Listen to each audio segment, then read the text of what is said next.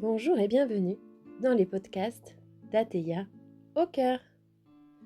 Aujourd'hui, j'aimerais aborder avec vous le sujet de se connecter à son bébé pendant la grossesse.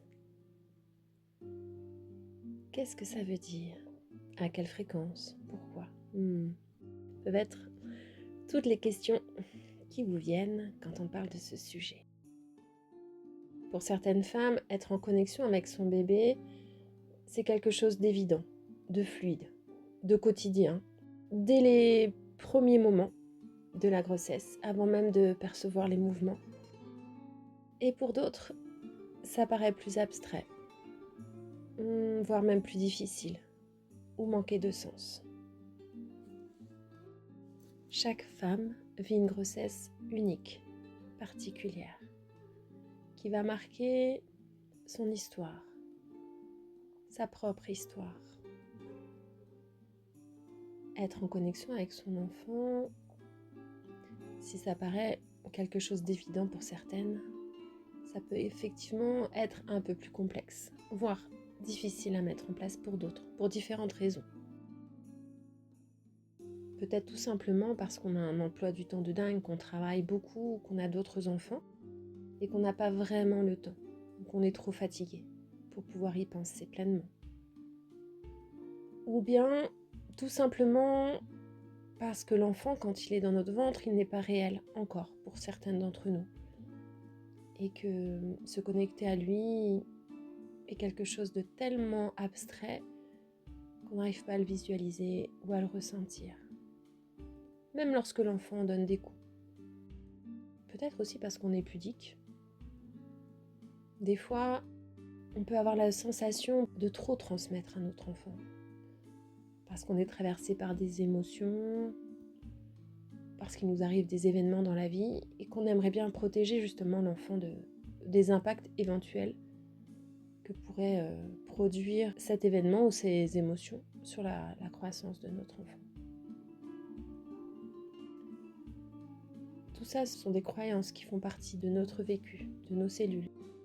Alors malgré tout ça, si j'ai envie aujourd'hui de vous parler de la connexion et de l'importance de la connexion à son bébé pendant la grossesse, eh bien, c'est tout simplement pour commencer à tracer, à tisser l'histoire de votre enfant.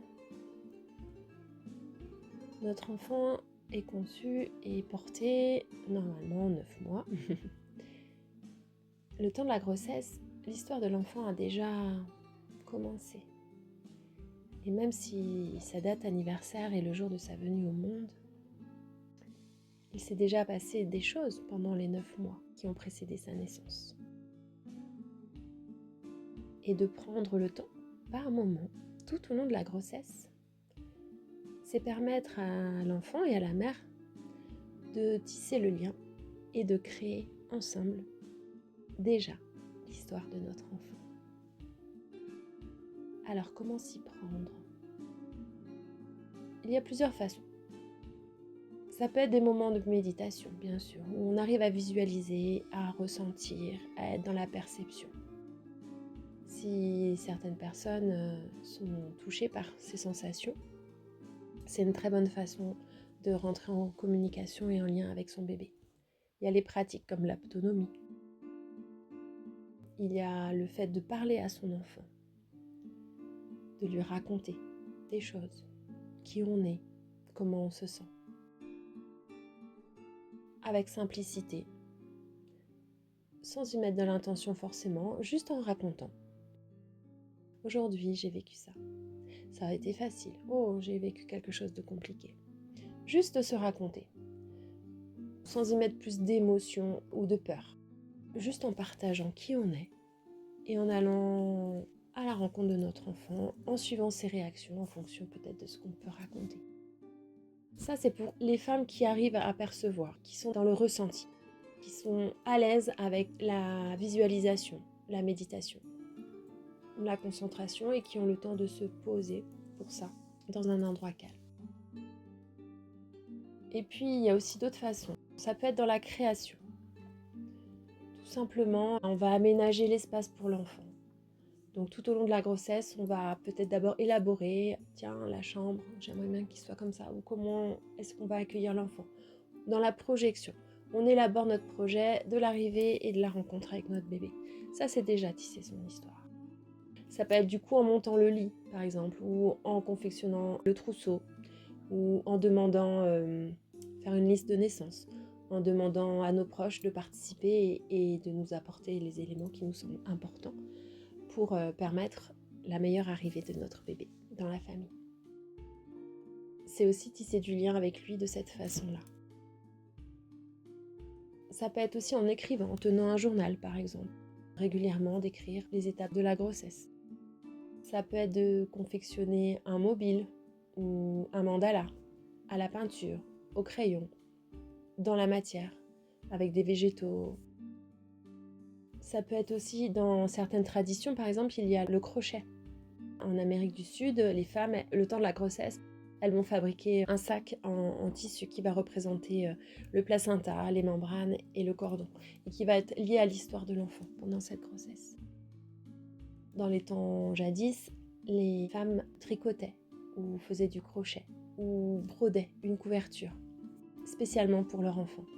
Et tout au long de la grossesse, elle a rajouté un petit point par-ci, une phrase par-là, un motif. Et c'est ce qui créait déjà le lien et qui racontait l'histoire de la grossesse, qui permettait de laisser une trace et d'accueillir l'enfant avec déjà une histoire.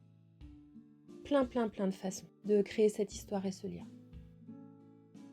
À chacune, si ce que je raconte là aujourd'hui a du sens pour vous, de trouver par quel chemin vous avez envie de partager cette connexion. Ça peut durer un peu de temps chaque jour, chaque semaine ou chaque trimestre.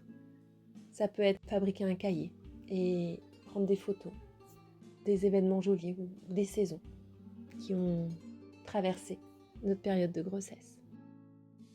Ça peut être aussi tout simplement en prenant le temps de respirer ou de bien manger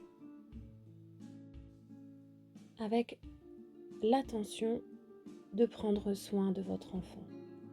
Votre enfant grandit à l'intérieur de vous et de prendre soin de ce que vous mangez ou de prendre le temps, quelques minutes, d'être attentive à votre respiration en ayant conscience que à chaque inspire et à chaque expire, je nourris mes cellules et du coup je nourris mon enfant et j'apporte de l'oxygène, j'apporte des nutriments, j'apporte un sang riche et généreux, rempli d'amour pour que mon enfant grandisse bien à l'intérieur de moi.